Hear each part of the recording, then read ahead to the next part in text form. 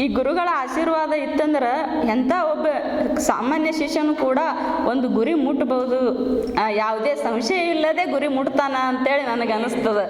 ಮತ್ತು ಇವತ್ತಿನ ದಿವಸ ನಾನು ಏನೇ ಆಗಲಿ ಈ ರೂಪಕ್ಕೆ ಅಂದರೆ ಯಾವುದೇ ಅಲ್ಲಿ ಒಬ್ಬ ಸಾಮಾನ್ಯ ಮಹಿಳೆ ಯಾವ ಥರ ವಿಚಾರ ಮಾಡ್ತಾಳಂದ್ರೆ ಒಂದು ಕಂಫರ್ಟ್ ಝೋನ್, ಒಂದು ಕುಟುಂಬ ಆಯಿತು, ತಾನಾಯಿತು, ತನ್ನ ಮಕ್ಕಳಾಯ್ತು ಅಂತೇಳಿ ಒಂದು ವ್ಯವಸ್ಥೆಯಲ್ಲಿ ಇದ್ದು ಬಿಟ್ಟಿರ್ತಾಳೆ. ಆದರೆ ಮುಂದೆ ಯಾವ ಥರ ಸಾಧನೆ ಮಾಡಬೇಕು, ಏನು ಮಾಡಬೇಕು, ಯಾವ ದಿಕ್ಕಿಗೆ ಹೋಗ್ಬೇಕು ಅನ್ನೋದೇ ಆಕೆಗೆ ಗೊತ್ತಿರೋದಿಲ್ಲ. ಅಂಥ ಸಂದರ್ಭದಲ್ಲಿ ನನಗೂ ಅದೇ ರೀತಿ ಆಗಿತ್ತು. ಆ ಸಂದರ್ಭದಲ್ಲಿ ನಾನು ಸರ್ ಅವರ ಬೆಳಗು ಕಾರ್ಯಕ್ರಮ ಚಂದನ ವಾಹಿನಿಯಲ್ಲಿ ನೋಡಿದ್ದೆ ನಾನು ಚಿಕ್ಕವಳಿದ್ದಾಗ.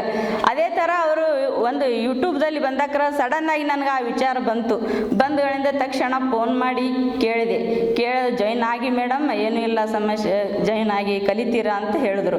ಅದೇ ಥರ ನಾನು ಏನು ಮಾಡಿದೆ ಅಂದ್ರೆ ಇಲ್ಲಿ ಬಂದು ನಂದು ಯಾವ ಥರ ಜೀವನ ಅಂದ್ರೆ ದಿಕ್ಸೂಚಿ ಇಲ್ಲದ ಹಡಗಿನಂತ ಆಗಿಬಿಟ್ಟಿತ್ತು. ಯಾವ ದಿಕ್ಕಿಗೆ ಹೋದ್ರೆ ಏನು ಸಿಗ್ತದೆ, ಈ ದಿಕ್ಕಿಗೆ ಹೋದ್ರೆ ಏನು ಸಿಗ್ತದೆ ಅಂತೇಳಿ ನಡು ಇಲ್ಲೇ ಸುಮ್ಮ ಇದ್ದೀನಿ, ಇಲ್ಲೇ ಇದ್ದು ಬಿಡ್ಲೇನೋ ಅಂತ ಆ ಥರ ನನಗೆ ಮೈಂಡ್ಸೆಟ್ ಬರ್ತಾ ಇತ್ತು. ಆದರೆ ಈ ಸದ್ಯ ನನಗೆ ದಿಕ್ಕು ತೋರಿಸುವಂಥ ನನ್ನ ಆತ್ಮೀಯ ಗುರುಗಳಾದಂಥ ಜಯಪ್ರಕಾಶ್ ಸರ್ ಸಿಕ್ಕುದು ತುಂಬ ಖುಷಿ ಅನ್ನಿಸ್ತದೆ ಅಂತ ಹೇಳಕ್ಕೆ ಇಷ್ಟಪಡ್ತೀನಿ. ಮತ್ತು ಈಗ ಯಾವುದೇ ಇಲ್ಲಿ ಬಂದ ಬಳಕ ನನಗೆ ಒಂದು ಎಕ್ಸ್ಪೀರಿಯನ್ಸ್ ಯಾವ ಥರ ಆಯಿತು ಅಂದ್ರೆ, ಈಗ ಬಿಗ್ ಬಾಸ್ ನೋಡಿದ್ದೀವಿ.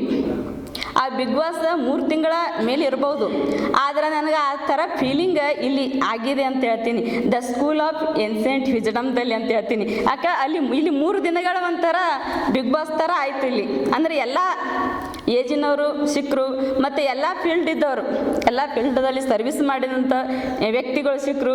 ಅಂದ್ರೆ ಎಲ್ಲರ ಅನುಭವ ಒಂದೊಂದು ಥರ ಇದೆ. ಆ ಅನುಭವಗಳ ಮುಖಾಂತರ ನಾನು ಕಲಿಯೋದು ಭಾಳ ಇದೆ ಪ್ರತಿಯೊಂದು. ಅದರ ಜೊತೆಗೆ ನಮ್ಮ ಗುರುಗಳ ಒಂದು ತಿದ್ದುಪಡಿ.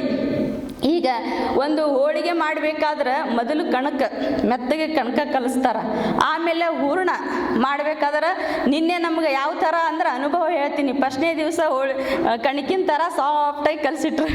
2ನೇ ತತ್ತ ಏನು ಮಾಡಿದ್ರು ಅಂದರೆ ಬೇಳೆ ಬೇಯಿಸ್ಲಿಕ್ಕೆ ಹಾಕಿದ್ರು. ಮುಂಜಾನೆ ಹಿಡಿದು ಬೇಯಿಸಿದ್ರು ಸಂಜೆ ಮುಂದೆ ಏನು ಮಾಡಿದ್ರು, ಅದು ರುಬ್ಬಬೇಕಲ್ಲ, ಒಬ್ಬೊಬ್ಬರು 4 ರುಬ್ತಾ ಬಂದರು. ಸಣ್ಣ ಹೂರ್ಣ ಥರ ಆಗಿಬಿಟ್ಟಿದೆ. ಆದರೆ ಬೆಳಿಗ್ಗೆ ಎಲ್ಲರೂ ಹೋಳಿಗೆ ರೂಪದಾಗ ಲಕ್ಕ ಒಬ್ಬರಿಗಿಂತ ಒಬ್ಬರು ಚೆನ್ನಾಗಿ ಹೇಳ್ತಾ ಇದ್ದಾರೆ ಅಂತೇಳಿ ಅನುಭವ ಅನ್ನಿಸ್ತಾ ಇದೆ ನನಗೆ. ಆ ಸಿಹಿ ಅನುಭವ ನನಗೆ ಆಗ್ತಾ ಇದೆ. ಅದೇ ಥರ ಮತ್ತು ಇಲ್ಲೊಂದು ಮೂರ್ತಿ ಇದೆ, ಸ್ಟ್ಯಾಚು. ಆ ಸ್ಟ್ಯಾಚು ಏನು ಹೇಳ್ತಿದೆ ಅಂದ್ರೆ, ಹೋಗುವಾಗ ಏನೂ ಇಲ್ಲ, ಬರುವಾಗ ಏನೂ ತಂದಿಲ್ಲ ಅಂತ. ಅದೇ ಥರ ನಾವೊಂದು ಪದಗಳ ರೂಪದಲ್ಲಿ ಹೇಳ್ಬೇಕಂತೀನಿ.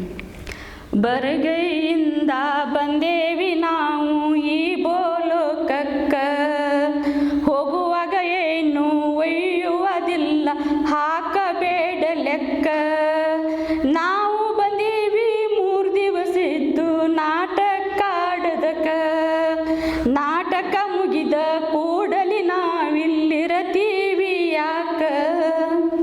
ಭಗವಂತ ಬಹುಮಾನ ಕೊಡಬೇಕು ನಮಗ ಮಾಡಿದ ಪಾತ್ರಕ್ಕ, ಬರಗೈಯಿಂದ ಬಂದೇವಿ ನಾವು ಈ ಬೋಲೋಕಕ್ಕ, ಹೋಗುವಾಗ ಏನು ಒಯ್ಯುವುದಿಲ್ಲ, ಹಾಕಬೇಡ ಲೆಕ್ಕ.